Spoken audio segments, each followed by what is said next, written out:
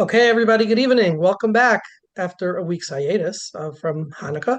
Welcome back to Mondays with Moshe. It is just after 9 o'clock here, Eastern Time, Eastern Standard Time, which might actually become permanent time, Standard here on the East Coast, depending on some upcoming verdicts, whether it will be daylight savings time, Eastern Standing Time that might become permanent, or maybe we'll just keep what we have now, which seems to be important for us.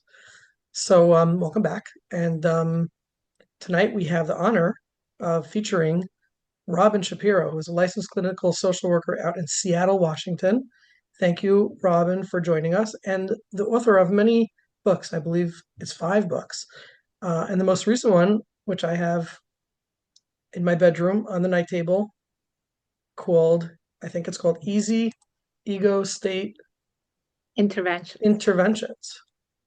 So, and if you read it, it's actually very simple, very well broken down, simply put, and very relatable. So I haven't read the other books, but this is something that really, I think most therapists can really relate to and take something away from. So I encourage you to take a look at Robin's books and certainly take a look at the Easy Ego State Interventions book, which will definitely give you some really strong context as to what ego state therapy does and is and believes in and feels. So, Robin, thank you very much for agreeing to do this for us. Yes. Okay. Robin, just give us a little bit of background. I mean, we're going to talk about parts and ego state. Can you just define a little bit for us, for those of us who might not be familiar, what do those words mean? What do they refer to? And where do they apply in therapy? Well, every human has a bunch of neural networks for everything that we've learned, every age we've been, and the roles that we play. And um, we use these states. You might switch from your therapist self to your having a good time laughing guy to your dad self, to their driver self, You go into these things. These are not necessarily dissociative. These are all ways just to reach different information, different ways we know how to be. Ego state work is a way to connect with these different parts, especially if there are some that are stuck in an earlier time and confuse that with this time, or with trauma and they're still in there with the bad thing happening, or these parts kind of come up and take over when it's not very helpful. When I'm working, for instance, with a couple, I might stop both of them and say, wait a minute, wait a minute. How old is that part of you yelling at your wife right now? What do you mean? You're a 40-year-old guy, but I'm hearing something else. Oh, it's my 15-year-old. And who is he yelling at? My mom. Okay. And I'll look at the woman and I'll say, how old is that part of you that's shrinking down in the corner? Oh, she's 5. And who's she interacting with? My dad, who always yelled at me. And then I'll say something about, can I get this adult man up and running now? Can I get this? And can you notice the difference between that woman who's your mom and this woman you married? Yeah. Okay. And can you feel your love and care for her as an adult? Yeah. And woman, in one hand, can you put your nasty father And the other, you're a pretty nice husband. Yeah.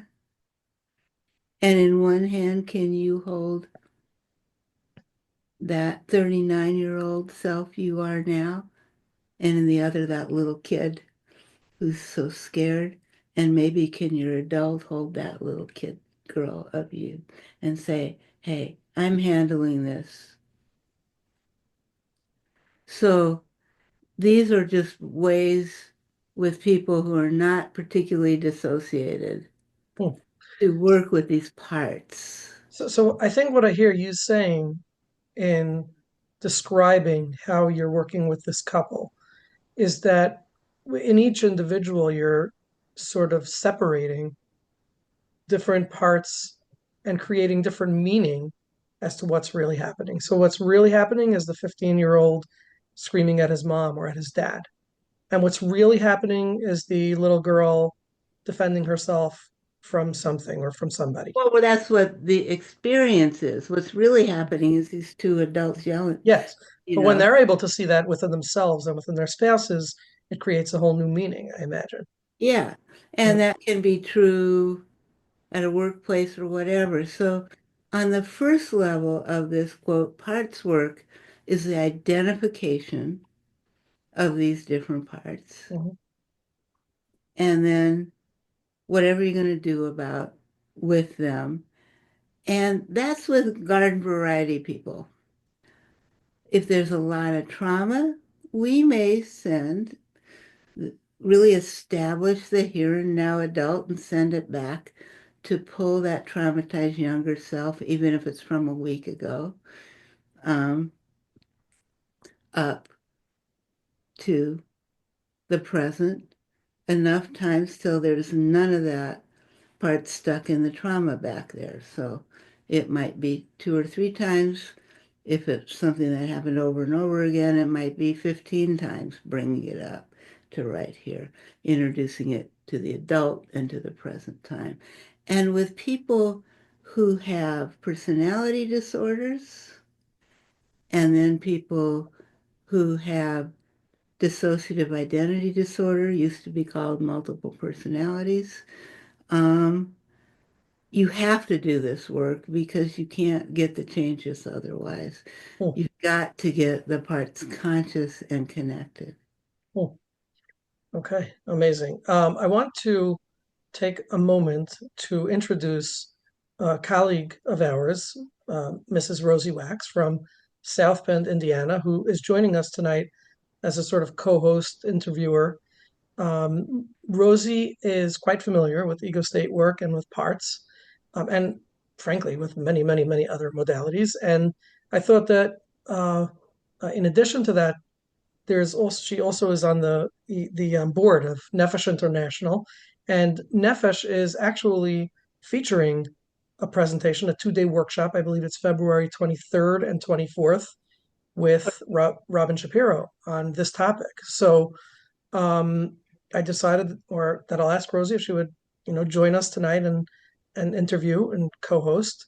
And thank you, Rosie, for joining. And I also want to remind everybody that if you are interested, you probably got the email today, but if you are interested in participating in the Nefesh workshop, which I highly encourage you to do, you can go to nefesh.org, click on the workshop, and if you use the code MW Moshe, so Mondays with Moshe, MW Moshe, you will get 10% off for the next couple of days. I don't know exactly when it expires, but you definitely want to jump on and grab that opportunity.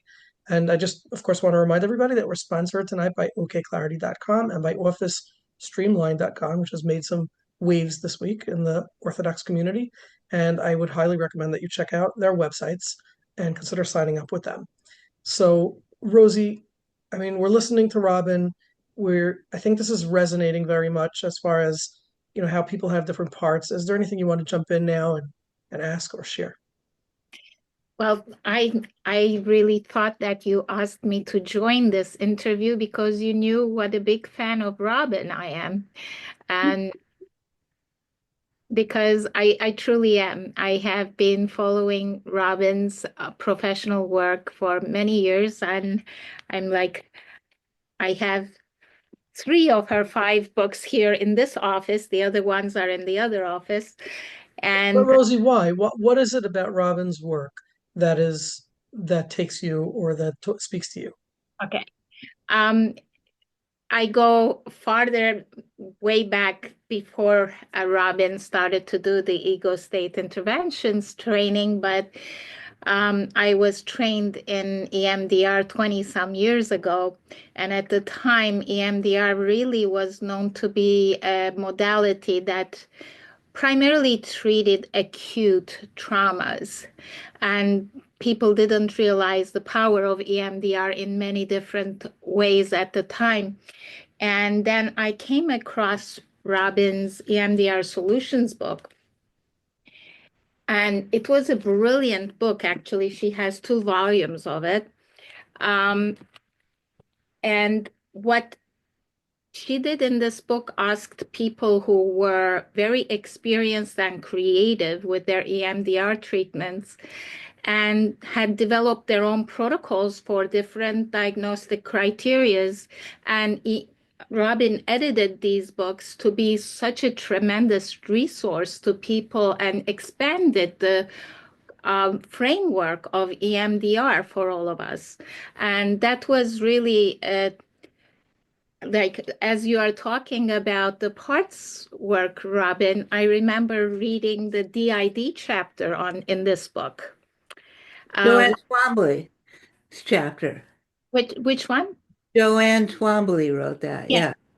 Oh, that's Joanne's writing. Yes, this was like because we were told originally when there is really a splitting or parts a dissociation, you don't do EMDR. That was our original training, if you remember. And this was a revolutionary concept that you can really bring the parts in, and that I see that that's where these parts work started to come into to your work. And I wanted to ask you if this was really one of the introductions, and then the second book came up, and I just couldn't. I was just inhaling Robin's book and expanding my knowledge. But how did you come up with this idea, Robin? Like to reach out to all these individuals? I went to a lot of EMDR conferences. I was speaking at some then, and I thought that everyone who did EMDR should know a lot of this stuff. So I asked people if, or I had trainings, and I have a big living room, so I sponsored some of the trainings in my living room because I can get like 35 people there. But every training that I went to, if it was something I used all the time, or if I went to a conference and saw somebody, I'd ask them, could you write a chapter? It started with Maureen Kitcher. That's right. I loved her work. It changed my work completely. And she was supposed to write a book with Francine, but they had a big falling out. And so I asked her, would you write that chapter for me? And and she did. And then I asked a whole bunch of other people. And then I wrote some of the things that I knew. I wrote about 3 chapters in that, but there's a lot of other ones. And then that one did well, and I went to more conferences and I learned more things. Would you write a chapter? Could you write a chapter? And that's how both of those books came along. And actually, Joanne is going to be featured on Mondays with Moshe in a couple of weeks. So, Joanne Twombly, say hello to her for me. okay, we'll do. And feel free to jump on the call and say hello yourself. Robin, I want to ask you the million trillion dollar question. Yes.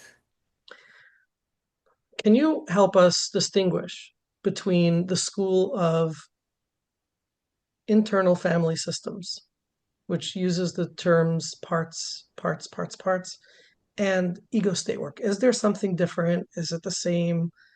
Okay. How did it all happen? IFS is a kind of ego state work. There are many kinds of ego state works that have been going on for many decades.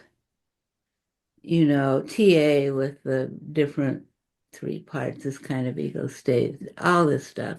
But IFS is very specific. They have a name, the self, for sort of the adult taking care of business part, and they have things, and they have very, very specific things that you do. It is not until Joanne Twombly came along and started writing about it with that, because she does IFS, it is not really about dissociation. It is a helping of anybody to kind of notice the different neural networks, but they're very specific. They're named. You use this and you do this with that. So it's a very long, expensive training to do this with that. There are 50 other kinds of ego state trainings, and they can be very different. The work that I do tries to look at the client in front of me and see where the splits are. And I also, let's see, Can you elaborate on that? What do you mean by that? yeah, I also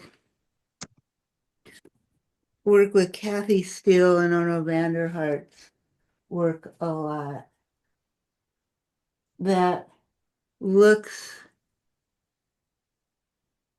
at like different levels and different ways that you work, but it's not as rigid as IFS. I am not saying that IFS is bad. People have done amazing work with clients with it.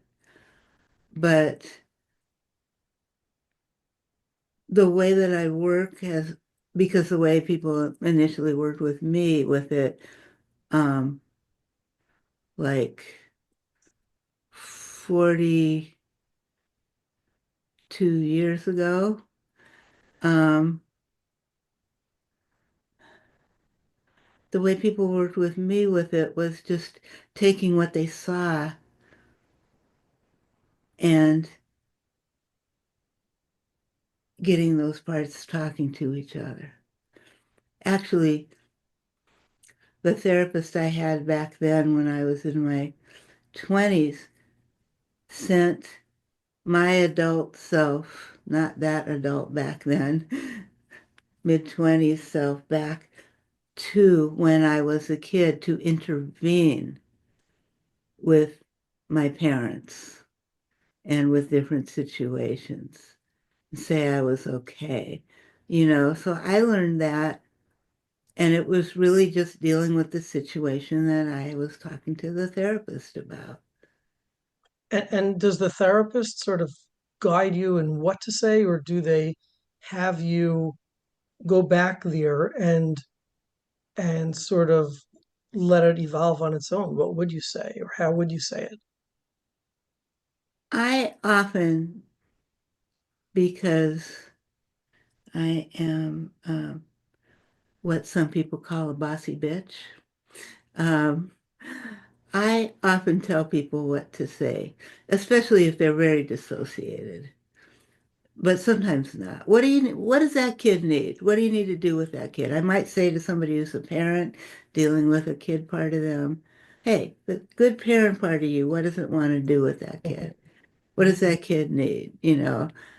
Or if it's a very dissociated person, I might tell them exactly, go pick up that child and bring that child. Tell that child you're safe, introduce yourself, Mhm. safe, you're with me, bring them up. And then I do several kinds of specific ego state work. Jim Knipe's shame protocol that tells you to do very specific things with bringing that kid up to now. showing them a video of the thing that happened and saying it wasn't your fault. You you were lovable, you were enough, you didn't deserve that abuse that you got and all that. Um, I do April Steele's work where she goes to the day of birth, sends the person back, has them hold that child, feel the child's weight in their arms while the child feels their arms holding them. Look into that child's eyes while the child is looking back and smiling. And the voices, the adult voice, the child hears the voice, and the adult hears the of that infant and tells that infant exactly this: I have you. You live with me now. You always are going to have a loving adult now because you've got me. So it's a very specific thing. And I will use April Steele's language. I will, or maybe change it just a little to fit the client. I will use Jim Knipes, Knipe, Jim Knipes language. And because it's so perfect and it really helps people do that work with that young stuff. Do you also incorporate Peggy Pace's lifespan integration in, are you? Well, I was doing a different thing like that. Then I took her class. Mhm. Peggy Pace will send the adult back to get that child and then bring it up year by year by year by year till right now. Mhm. I send the adult back and pick up that kid and bring it up to right here, you know, and do that as, but both she and I will do that until there's no kid left back there. Okay. But we do it differently, but I don't think her stuff is bad. Um, do you find any resistance in clients with this kind of work? Yes. Okay. And how do you deal with that? Well, many people have what we call a lot of people call a phobia of their parts. If you think of PTSD, most people avoid thinking about the bad thing because it makes them feel bad. And it's a reflex. It's not like, oh, I'm just not going to think about that. It starts coming up. I'm going to drink. I'm going to get on my phone. I'm going to do anything but that. Or they just associate. I'm not here. And so when that is absolute avoidance, and some of the DID people, absolutely, I don't want to talk to those parts. They're just a problem for me. They're screwing up my life. Don't make me do that.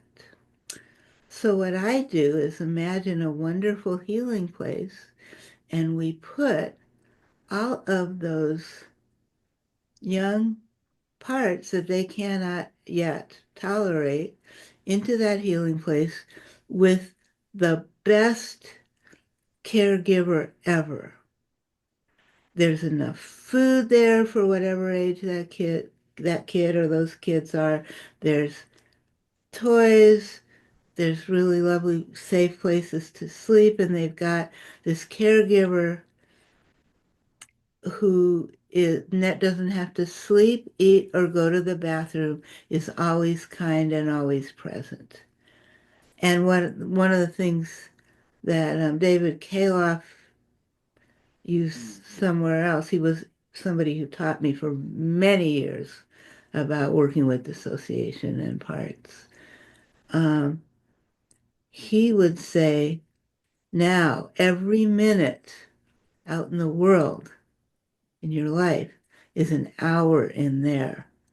Let's see how those parts are going to be doing next week when they've had more than a year of safety, good food, and really good care. So I will do that with the parts of them that have a phobia, of the parts that hold the trauma. And I also say, this is how your nervous system let you survive, was by pushing that away. But now that you're an adult, you've got some options. Mhm. Robin, oh, Go ahead. okay. Robin, question. You Yes. know, I guess historically, the best person to care for the infant is the mother. Is she's the primary caregiver. Again, whether it's mother or father or whoever the primary caregiver is. But the self is where I'm struggling. If we bring the adult part Yeah. to cure for the child part, but the adult part is so wounded, so confused, so overwhelmed, so challenged, so limited. How can both the child part feel secure in that That's when attachment? we put it into, that's when we put it into the healing place with the best caregiver anyway. But if there is an adult part, it might be, hey, how about that dog mom that you are? Are you great at taking care of that doggy? Can we bring the dog mom that knows how to feed and play with and connect with the puppy? Can we bring that part up to take care of this kid? Yeah. So you kind of develop the adult as much as you can. Think of a time where you took care of somebody and you were really helpful.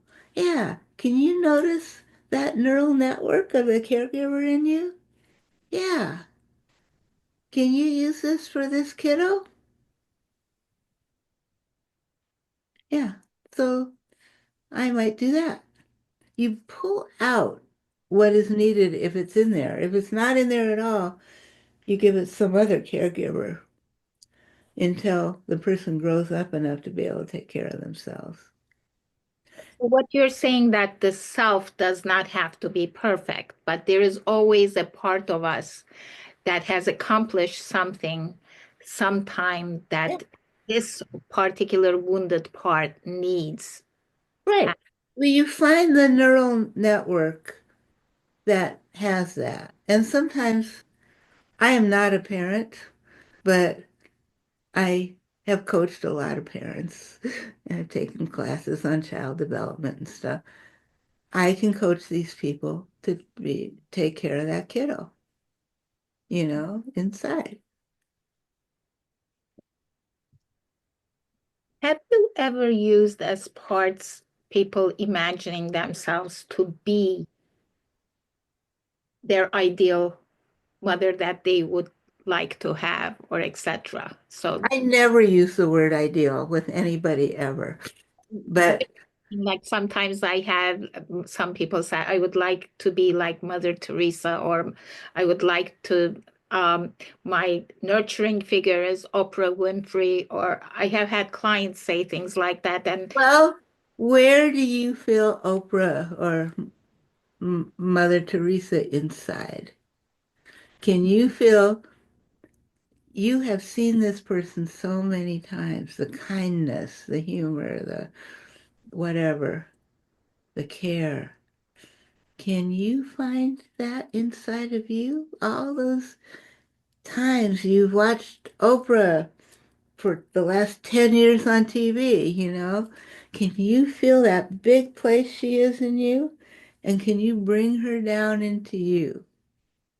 I don't think you're going to become black, but, you know, I think you can use a lot of that. You know how she talks, you know how she looks at people, you know the kindness and the wisdom there. Yeah, bring that. I have sent people home. They say, I want you to take care of my kid. And I'll say, well, I have other clients and like this life out here, but I'll tell you what, I have a clone. She's way better than me. Unlike me, she never makes a mistake. She knows everything. She's available 24/7. And again, she doesn't have to eat, sleep, go to the bathroom, see another client, or have a different life. You can take my clone. Can you feel from all the times we've met that neural network of the good parts of me inside, not the ones that mess up? Yeah, no, they always laugh. Yeah, great. Bring that in.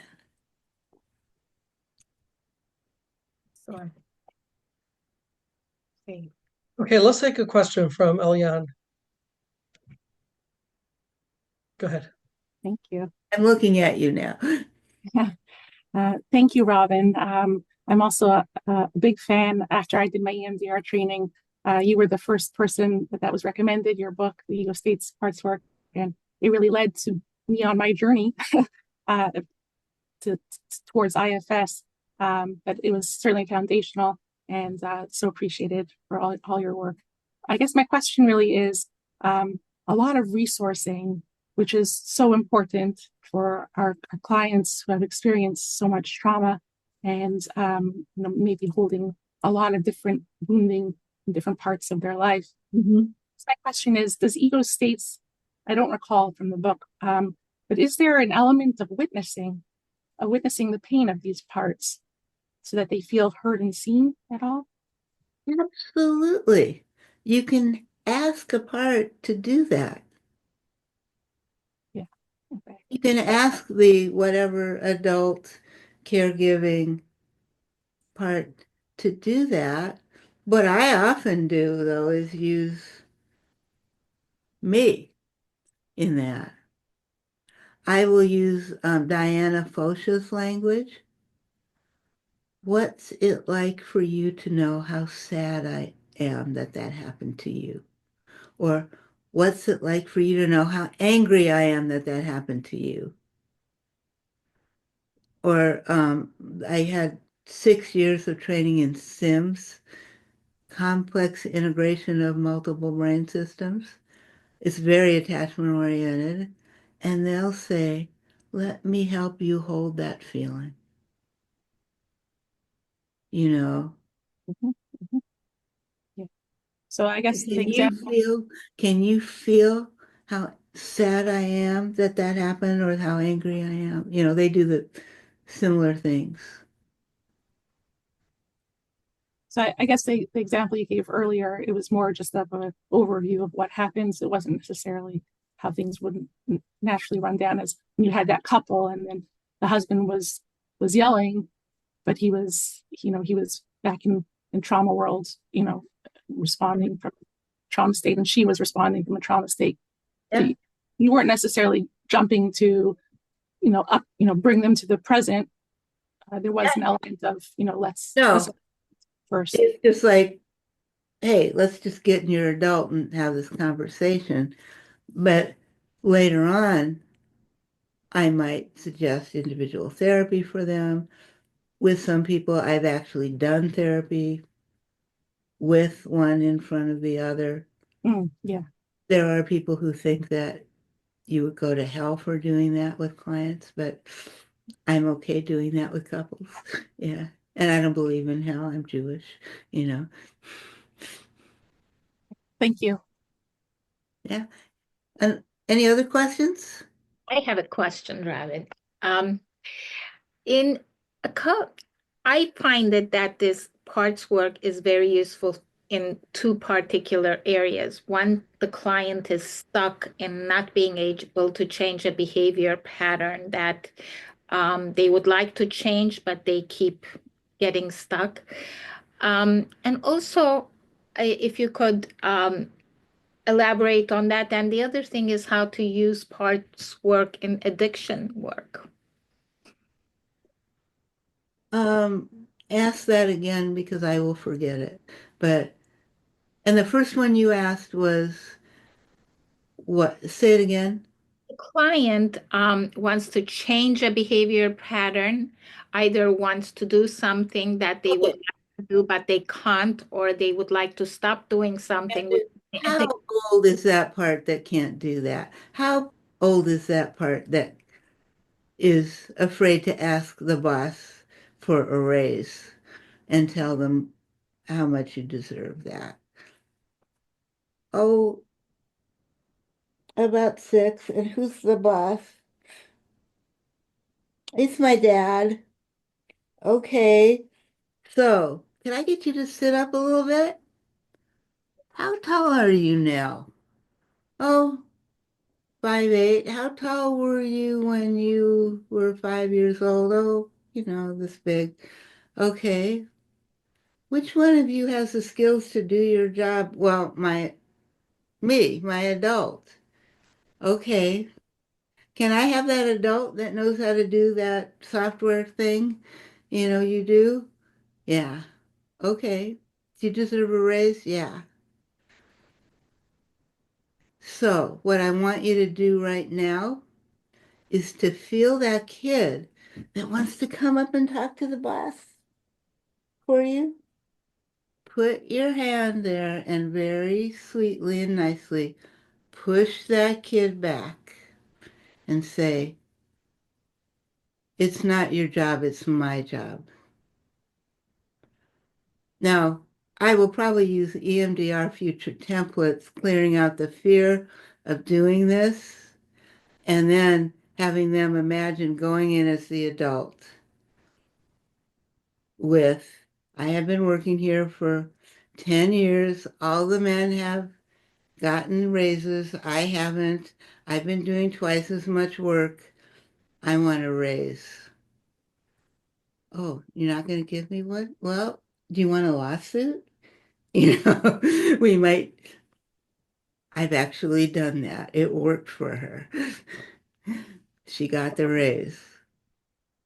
so you have them, do the future template there for Uh, the, but with, and if you don't do EMDR, just but practice. yeah, future template is not reprocessing. Anybody can do it. Yeah. I bet you teach that in your training, right? Yeah. Okay. Just imagine doing the thing. Okay. Yeah. Do you do tapping for that? Well, since as I'm an EMDR therapist, yeah, Okay. Okay. All right. And just like slow tapping to install it. yeah, Okay. but fast to clear out the fear of doing it, but Okay. then also getting the adult in there to take care of whatever business adult needs to do.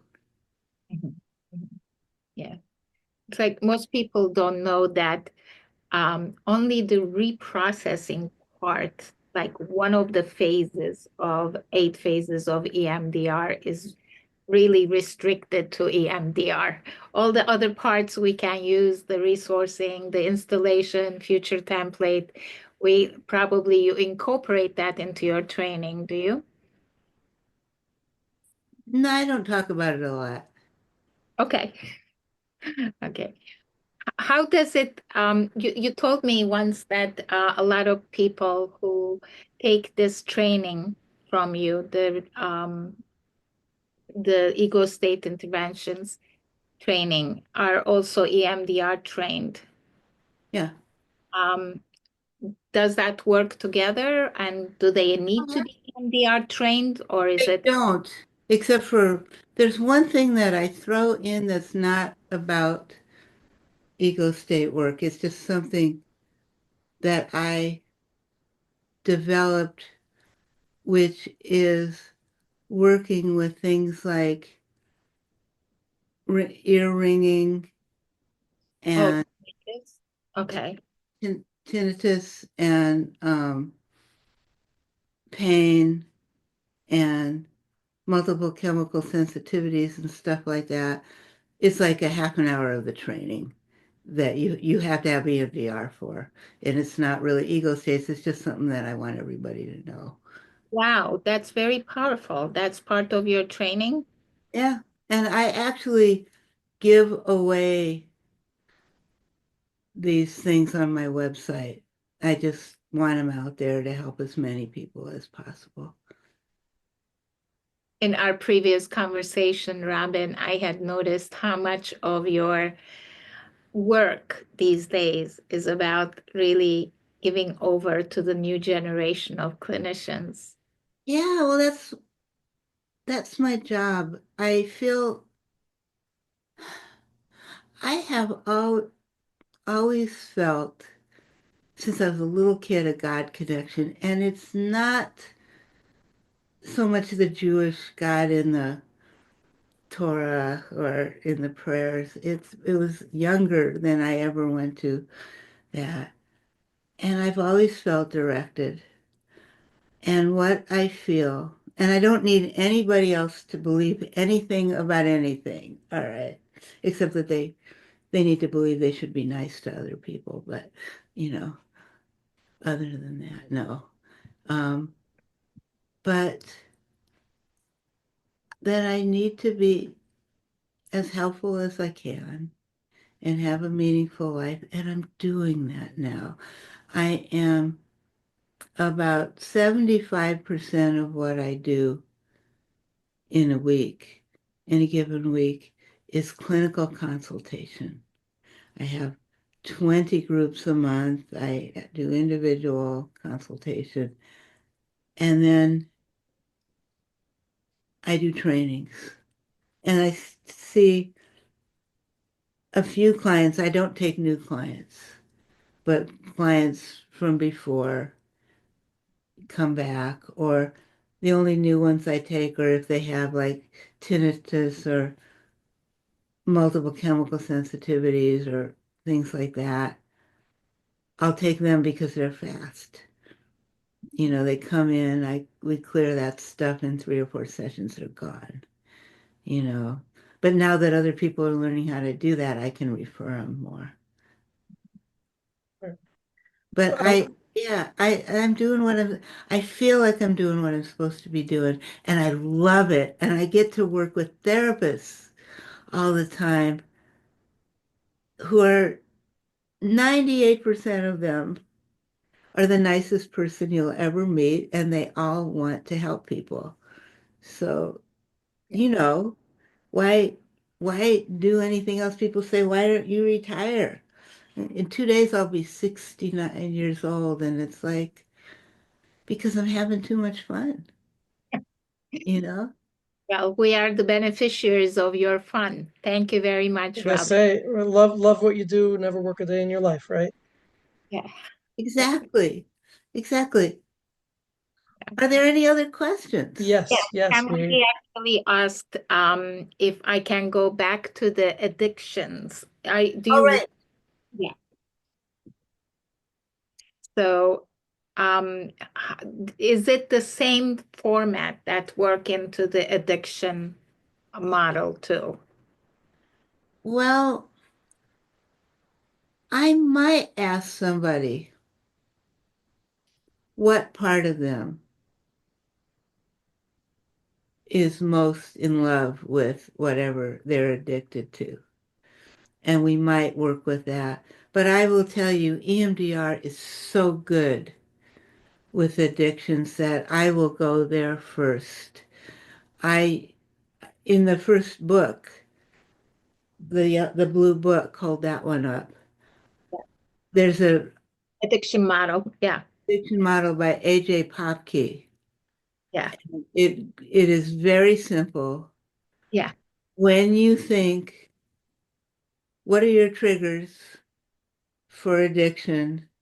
When you think of those addiction, when you think of that trigger, okay, your biggest one is coming home from work and being alone and start, and then you want to reach for the scotch or the needle or the porn or whatever, how good would it feel? 0 to 10 being 10 being the best feeling to do that thing or drink that thing or eat that thing.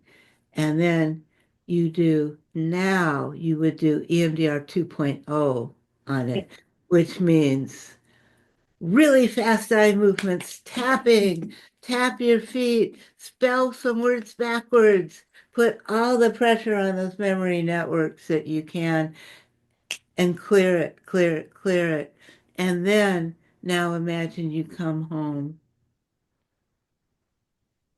How much do you want to do it? And if it's still a 10, you add Robin Shapiro's two-hand interweave, Yes. which I teach in the class. In one hand, how good would it feel? In the other hand, how's it messing up your life? Hold both. Slow eye movements go with that. Isn't that almost ego state intervention, the two hand into we like Oh, you're it is, but it's more the bodily. yes. It's ego state, but it's more, I think that developed as it's more a bodily Yeah. thing. And then, Robin, yeah, can I ask a question? please. I'm listening to this dialogue and this discussion, and I feel like what's happening in the ego state work is sort of a separation of two different parts that enables access Yeah, to something that's less integrated, almost like we're externalizing two parts from each other, separating them, allowing them to meet each other, and then guiding the person to hold and support and love and care and provide all that was lacking in yeah, their let's just call it, childhood or family of origin. yeah. It, it, when we do, let's say, I do a lot of empty chair work. That It's is ego state work. it's just straight up ego state work because Yeah, sometimes we'll have another in the other chair. So a client will talk to their mother, okay. and there's a lot of projection that goes on there. What the Yeah, beauty of that work is through the projection, where the client is sort of imagining what their mother would say, and they're able to come almost always, almost inevitably, they can come to some conclusion that mom feels really badly about what happened and really cares about them and loves them and wishes that things could have been different, et cetera, which gives them, which empowers them and gives them a sense of worthiness. If we're doing ego state work in an empty chair, are we using only parts of the self to talk to each other and to interact with each other? well, that's what the ego state work is. But yeah, I haven't done empty chair stuff for like 25 years. But yeah, can do that. But you can also have people imagine talking to others. And that's not ego state work. That's imagining talking to the other. I'll tell you one of the things I do is kind of an ego state work. Let's say somebody had a really nasty mother who was always telling them they were bad and abusing them and you're never going to amount to shit and all of that. Where in your body, so I use a lot of somatics, where in your body do you carry her voice? Almost everybody says right there in the chest.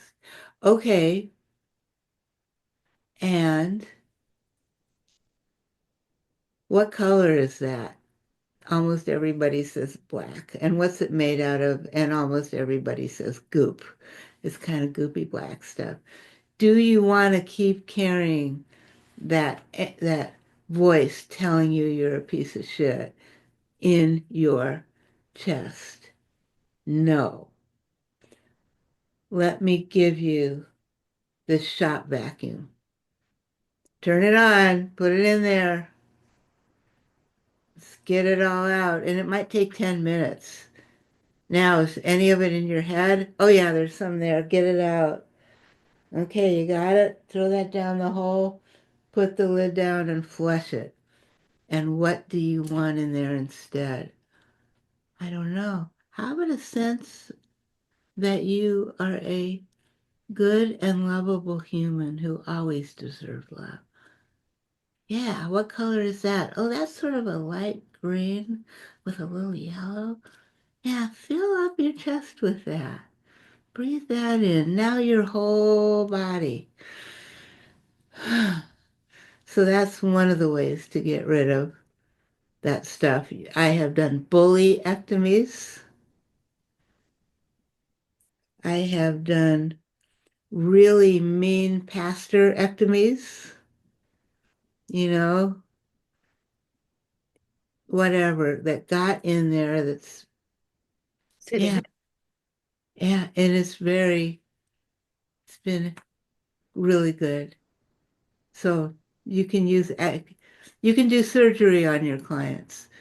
And then, oh, with that good feeling, now feel your whole body, not just your chest, with that good feeling.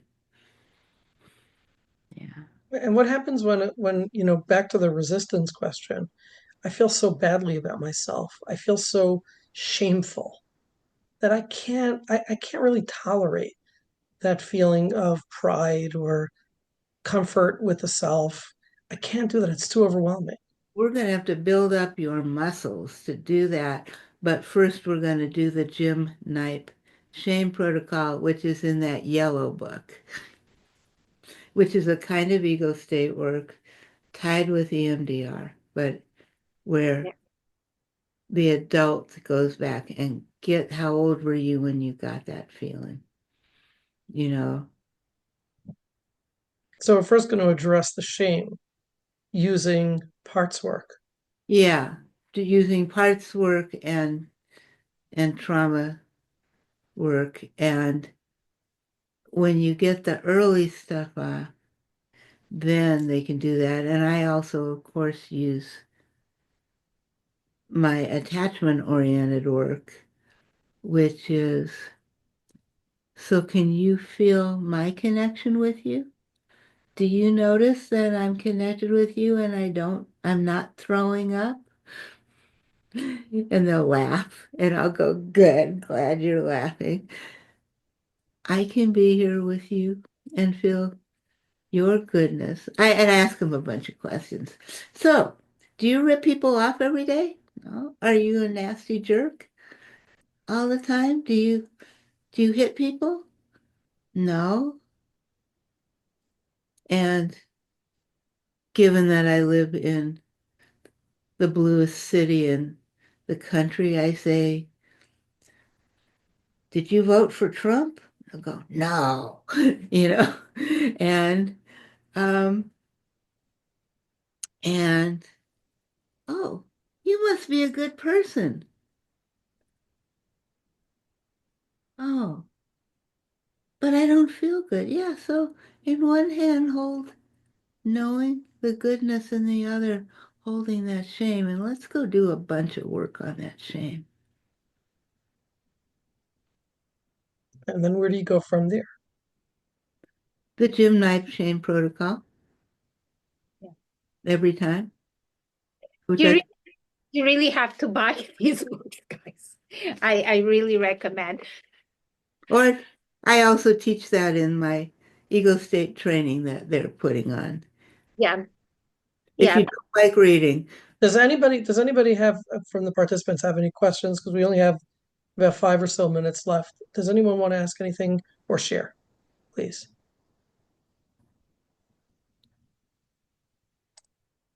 Deborah, is that your hand is up? and Yeah, I have a question. Actually, it might be probably a very basic question, but you say, take the part at your adult part or your child part and bring them up year by year or bring them to the present. How would you actually do that? Okay, now you're 10 years old and this happened, okay, comfort yourself. let's do it with you. Think about something that happened back then. How old were you? Um, I'm trying to think. Okay. How old was I? I would have probably been 11. And what happened? Um, I had something at school. Teacher said a nasty comment at Okay, school. all right. So, and how old are you now? Old. Getting Not as old as me. there. Okay. All right. You're in your 60s? Hmm. Okay. All right. I want you to feel your adult therapist self, and I bet you're a mom too. Yeah. So notice that part that knows how to parent and that part that knows how to nurture as a therapist. Yeah. And really feel that adult. And now I want you to go back to that classroom. Tell that teacher to leave that kid alone. Take that kid by the hand and tell her, I'm you, grown up. And I turned out really well. I'm a therapist, I'm a mom, I'm a good person, and I'm getting you out of here. And you pull that kid, just bring her up all those years to right here, right now, into wherever you're sitting right now watching this. Yeah? And let her know you're safe. You haven't had to deal with that teacher in 4.5 decades or more. Yeah, you're safe. And then, what feeling do you have when you look back there now to that day? What emotion is there? Neutrality. Yeah. Really? It's all gone now? Well, don't forget, I mean, it wasn't such a terrible situation. It Okay. wasn't, you know what I'm saying? It If it wasn't a was trauma. bad, we might ask each time, and the first couple times might be fear, might be shame, might be then anger, might be sadness, but just keep bringing it up each time to now until the kid is totally there. And you might think there'd be 10 kids up, but they're only one. And then hug that kid in. Oh, and okay, so that answers my question. In other words, you bring that child up to the present and you explore their affect and all the residual affects. You still each time there's a different affect, you bring them up again, kind of like an EMDR process of clearing it out. Just bring That's it it. up, bring it up, bring it up, bring it up. Yeah. Okay, and that's how the patient, the client, because I have clients who were traumatized early, and if I would do that, they would maybe be fine for those 10 minutes, but then the next session, you know what I'm No, saying? bring them up until they're completely up. Okay, There's nothing back there. right, What do right. you feel when you think back there now? Nothing. What is there any kid left back there? No, not at all. Okay, good. Close the Okay, door to that. You're here. Knock 'em. thank you. Thank you. I don't know if this is an appropriate venue, but you mentioned tinnitus, 3 or 4 sessions making an impact. What kind of impact can be done in 3 or 4 sessions for tinnitus? Okay, there's two kinds of tinnitus. If you have a bad head injury, it or you have the kind where it's deteriorating stuff down there, this may not do much, but a lot of times there's an injury or too much noise or something, and you get it physiologically, but then it turns into a neurological problem. And EMDR and um, polyvagal exercises, silencing alarm, breathing, and even maybe imagining turning it down will make it go away, sometimes in one session, sometimes in 3 or 4. And there are people who have it where it's part way physiological still, but there's been a neurological add-on to it. And so instead of getting the sound down from a 9 to a 0, we get it from a 9 to a 3 because that physiology is still keeping it going. But a whole lot of people, we've knocked it out completely. I was Wow. working with a client who had tinnitus for 30 years, and he left therapy when we weren't making much progress. I wasn't using EMDR though. If I send you an email, you can give us some reference, something you can go to.